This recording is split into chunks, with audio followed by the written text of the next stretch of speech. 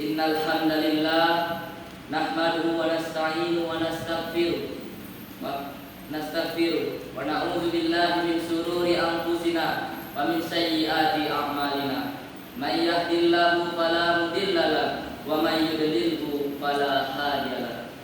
Asyhadu an la ilaha illallah wa asyhadu anna Muhammadan abduhu wa rasuluh.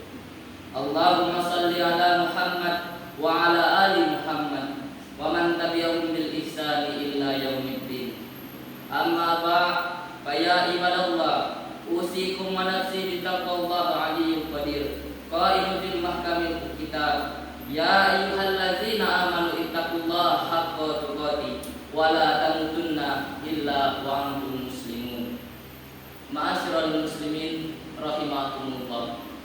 Pertama-tama mari kita panjatkan puja-puji beserta rasa syukur kita atas kehadirat Allah Subhanahu wa taala yang telah memberikan kita kesehatan jasmani maupun rohani sehingga kita dapat melaksanakan rutinitas kita, yakni menjalankan ibadah salat Jumat di masjid yang kita cintai ini.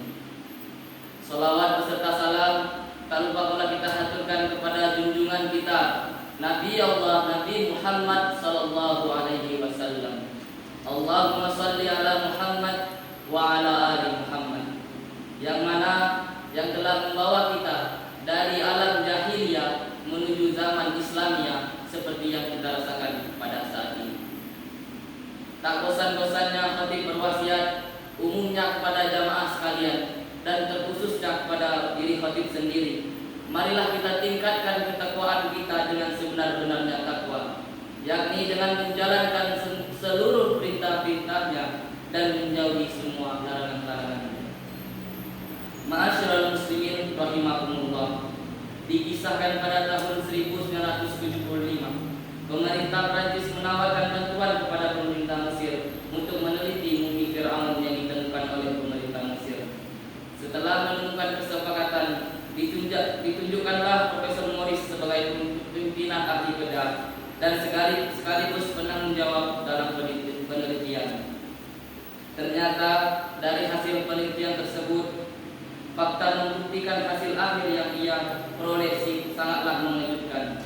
Sisa-sisa garam yang melekat pada tubuh sang mumi adalah bukti terbesar bahwa ia telah mati karena tenggelam. Jasadnya segera dikeluarkan dari laut dan kemudian dibalsam untuk dijadikan mumi agar tetap awet. Namun penemuan yang dilakukan oleh Morris menyisakan pertanyaan, bagaimana jasad tersebut bisa terjaga dan lebih baik daripada jasad-jasad yang lainnya? Padahal telah dikeluarkan dari laut. Singkat cerita, kemudian sang profesor penasaran dan langsung berkonsultasi dengan para ulama dan ditemukan kesesuaian fakta antara jasad Fir'aun dengan apa yang diungkapkan dalam surat Yunus ayat 92. A'udzubillahi minasyaitonirrajim.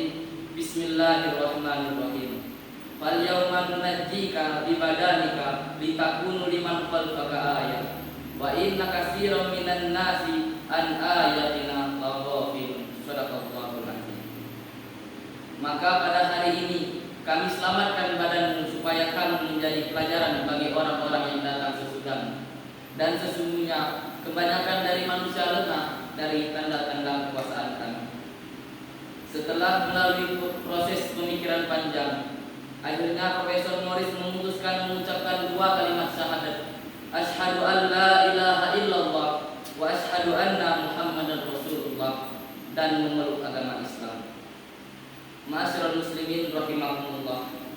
Kisah di atas menjelaskan bagaimana mukjizat kebenaran Al-Quran itu nyata dan benar-benar adanya, bukan sekedar cerita kosong belaka. Dengan fakta itu, sebagian manusia mendapatkan cahaya hidayah dari Allah Subhanahu wa taala. Salah satunya Profesor Morris tersebut. Itulah hidayah Allah Subhanahu wa taala. Hidayah adalah hak pribadi milik Allah dan diberikan langsung kepada hamba-Nya yang terpilih. Setiap manusia sangat membutuhkan yang namanya hidayah. Tanpa adanya hidayah, kehidupan manusia seperti berjalan di tengah-tengah kegelapan tanpa adanya cahaya yang menyinari. Hidupnya selalu cemas, was-was, tidak memahami hakikat, arah dan tujuan kehidupannya yang sebenar-benarnya.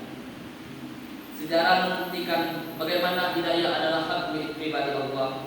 Manusia sekalipun tidak mampu merubah keputusannya. Kita bisa belajar dari kisah Nabi Nuh alaihissalam dan keluarganya. Sebagai seorang nabi, tentu tidak diragukan lagi bagaimana ketaatan dan ketakwaan beliau. Akan tetapi Allah berkehendak lain dengan mentakdirkan istri dan anaknya tidak beriman kepada Allah.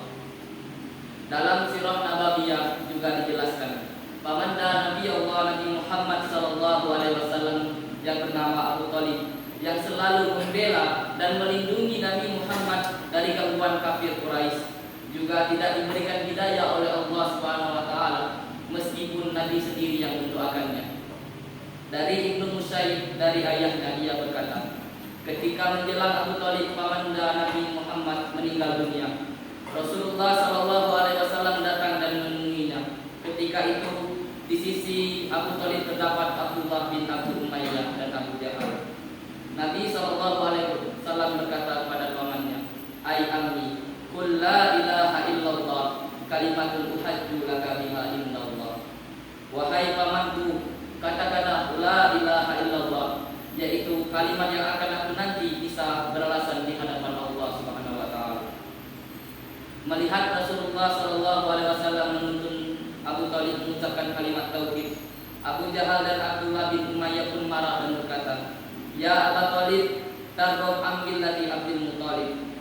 Wahai Abu Thalib, apakah engkau tidak suka pada agamanya Abdul Muthalib? Maka mereka berdua terus mengucapkan seperti itu. Namun Abu Thalib tidak berhasil menunjukkan kalimat tauhid tersebut. Hadirin rahimakumullah, menyaksikan pamanda Abu Thalib meninggalkan dunia dalam kondisi yang tidak beriman kepada Allah, baginda Rasulullah SAW meneteskan air mata. Rasulullah SAW yang mulia menangis dan berkata, "Wallahu la astaghfiruna laka malam annahu anka." Demi Allah, akan kumohon ampunan untukmu selama aku tidak dilarang. Mendengar permohonan Nabi tersebut, Allah kemudian menjawab di dalam surat At-Taubah ayat 113. Bismillahirrahmanirrahim.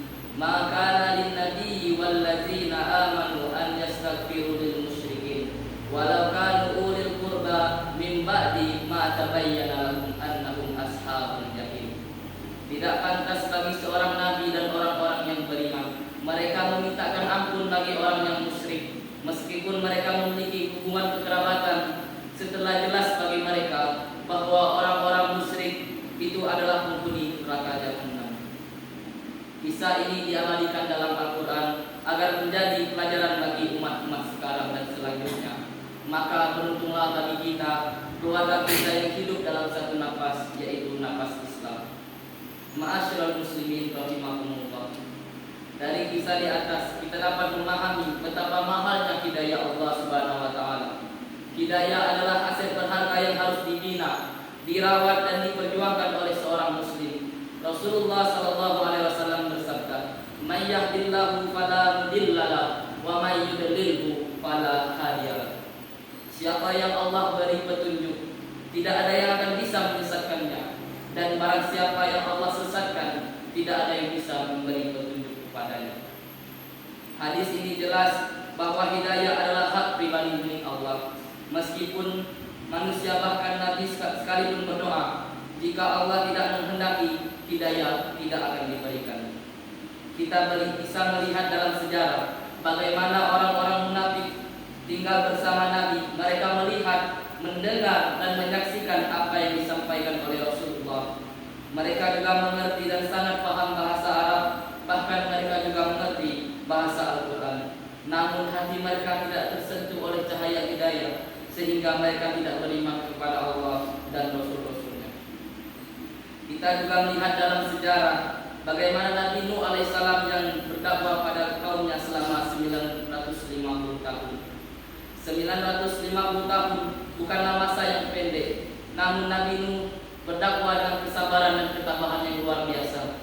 Pagi, siang dan malam beliau selalu berdakwah dengan berbagai metode dan cara.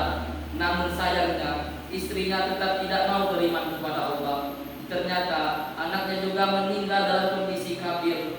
Begitu juga Nabi Lut alaihissalam. Ternyata istrinya juga tidak beriman kepada Allah. Hadirin rahimakumullah. Mari kita yang sudah diberikan cahaya oleh Allah Subhanahu wa taala, kita rawat dan menjaga dengan sebaik-baiknya. Jangan sampai hidayah ini dicabut oleh Allah, dan jangan sampai hidayah ini hilang dari jiwa dan raga kita. Meskipun kita sudah mendapatkan hidayah berupa iman dan Islam, kita masih punya kewajiban untuk merawat, mempertahankan dan memperjuangkan hidayah dari Allah Subhanahu wa taala. Dengan istilah lain, hidayah harus dijemput dengan cara memperbanyak belajar agama Islam, berkumpul bersama orang-orang yang baik dan menjalankan segala perintah dan menjauhi semua larangan-larangan. Selain itu juga kita harus memohon pertolongan kepada Allah agar kita mampu menunaikan sholat, kecuali jika Allah Ta'ala menolong kita. Begitu pula kita tidak mampu untuk berhaji, berpuasa, bersedekah, berbuat baik kepada orang tua, dan mengerjakan berbagai amal kebaikan, kecuali jika Allah Ta'ala menolong kita. Oleh karena itulah Rasulullah SAW bersabda di saat perang Al-Ahzab, "Wallahi la Allah ma tahtadaina wa ma sunna wala solaina." Demi Allah, seandainya bukan karena Allah, kami tidak akan mendapatkan hidayah, kami tidak akan berpuasa, dan tidak pula mendirikan sholat. Hadis riwayat Bukhari dan Muslim. Dengan adanya usaha dan ikhtiar ini, yakinlah janji Allah bagi umat manusia akan mendapatkan puncak hidayah, dan yaitu hidayah dimudahkan jalannya menuju surga. Mudah-mudahan kita semua, keluarga dan para pemimpin-pemimpin negeri ini dan negara-negara lain termasuk kategori orang yang selalu dalam lindungan hidayah Allah Subhanahu wa taala. Amin amin ya rabbal alamin. Aqulu qouli wastaghfirullah li wa lakum wastaghfiruhu innahu huwal ghafurur rahim.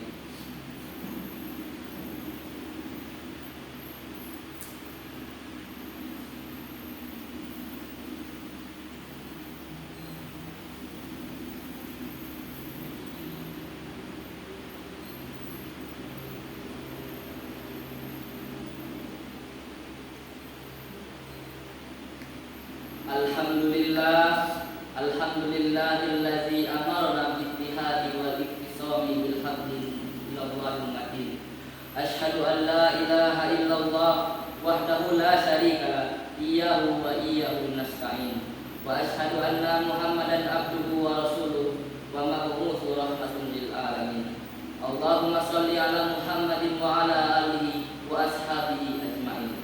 Ittaqullaha mastata'tum wasari'u ilal maghfirati rabbil alamin. Innallaha wa malaikatahu yusallu 'alan nabi ya ayyuhallazina amanu shallu 'alaihi wa sallimu taslima. Allahumma shalli 'ala Muhammad wa maulana Muhammad wa 'ala alihi wa ashabihi ajmain. Allahumma ighfir lil muslimina wal muslimat wal mu'minina wal mu'minat wal ahya'i wal amwat innaka sami'un qaribun mujibud da'wat wa ya qadil hajat bi rahmatika ya arhamar rahimin. Allahumma inna na'udzubika min azabi jahannam wa na'udzubika min azabil qabri wa na'udzubika min fitnatil masiihid dajjal wa na'udzubika min fitnatil mahya wal mamat. Allahumma inna na'udzubika minal hammi wal hazan wa na'udzubika minal ajzi wal kasal wa na'udzubika minal jubni wal bukhal wa na'udzubika minal ghalabati daini wa qahri rijal. Rabbana atina fid dunya hasanah wa fil akhirati hasanah wa qina adzabannar. Ibadallah, innallaha ya'murukum bil adli wal ihsan wa ita'i dzil qurba wa yanha 'anil fahsya'i wal munkar wal baghi ya'izukum la'allakum